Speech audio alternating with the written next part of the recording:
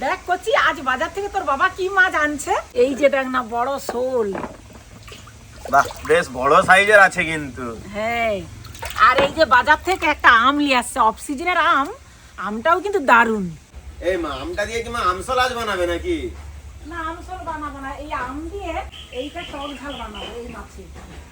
মাছটা দারুণ আছে একদম। এই শোল মাছের বেশিরভাগ সবাই কিন্তু টক খায়। ও বাবা, টক খায়, তেল ঝাল খায়, আর আমি একসঙ্গে এই টক তেল ঝাল একসঙ্গেই রান্না করব।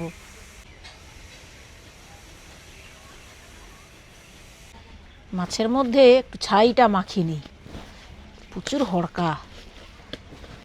এরকম জ্যান্ত শোল মাছের যে কোনো রেসিপি বানালেই খুব ভালো হয়, তার মধ্যে তো এই রেসিপিটা একদম অন্যতম।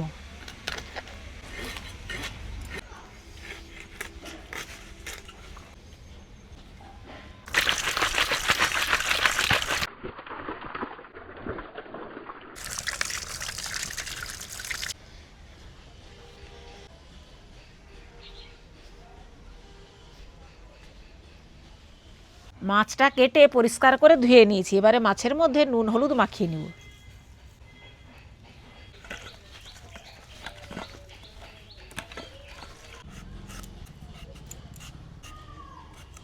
এই আমটা পুরোটা দিব না, অর্ধেকটা দিব, ভিতরে ভালোই শক্ত।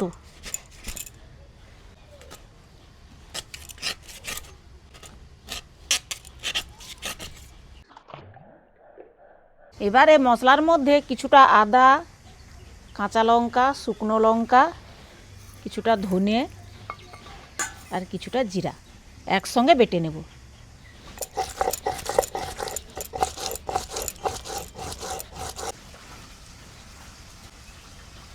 এবারে কড়ার মধ্যে কিছুটা সরিষার তেল দিয়ে মাছগুলোকে দুই সাইড লাল করে ভেজে নেব।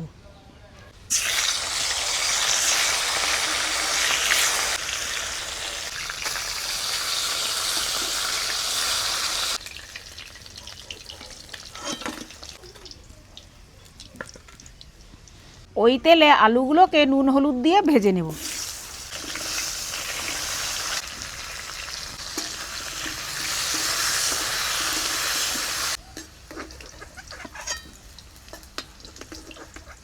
ফোড়নে দেব কালো জিরা, দুটো তেজপাতা, একটা শুকনো লঙ্কা।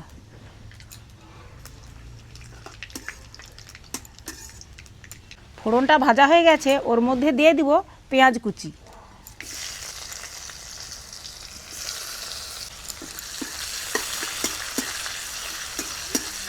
পেঁয়াজটা অল্প লাল করে ভেজে ওর মধ্যে বাটা মশলাটা দিয়ে দিব, আর দিয়ে দিব স্বাদ মতো নুন, হলুদের গুঁড়ো দিয়ে মশলাটাকে ভালো করে ভেজে নেব। অল্প জল দিয়ে মশলাটাকে আরও কিছুক্ষণ কষিয়ে নেব। মশলাটা ভাজা হয়ে গেছে, এবারে ওর মধ্যে দিয়ে দেবো ভাজা আলু, কেটে রাখা আম।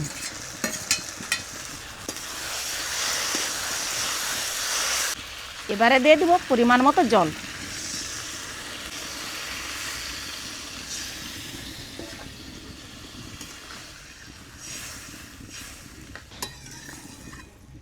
আলুগুলো সেদ্ধ হয়ে গেছে, আর এই সময় কয়েকটা আমকেও এরকম ঘেঁটে দেব, তাহলে একটা টক ভাব লাগবে, ভালো লাগে।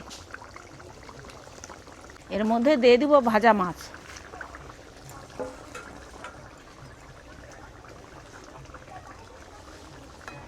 ভাজা মাছগুলো দিয়ে একটুক্ষণ সেদ্ধ করে নেব।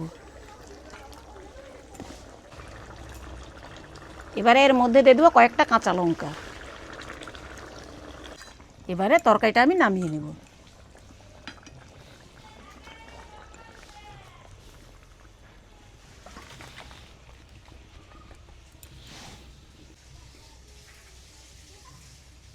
শোল মাছের টক ঝাল খেয়ে বল কেমন হয়েছে। অনেক দিন পরে কিন্তু এবার টক খাওয়া হচ্ছে, আর টক খেলে এটা মনে, তাও আবার কাঁচা আম দিয়ে। কাঁচা আম দিয়ে টক ঝাল। আর টকটা যেন খেলেই মনে হয় গরমকাল এসে গেছে, গরমকাল এসে গেছে, সেই রকম মনে হয়।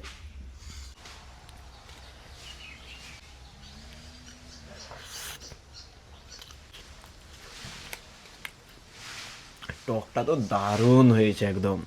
বেশ এইরকম ঝাল ঝাল টক টক খেতে দারুণ লাগে। এমনিতেই তো শোল মাছ খেতে দারুণ লাগে, তারপরে এরকম টক রান্না করলে আবার কাঁচা আম দিয়ে একদম জাস্ট জমে যায়।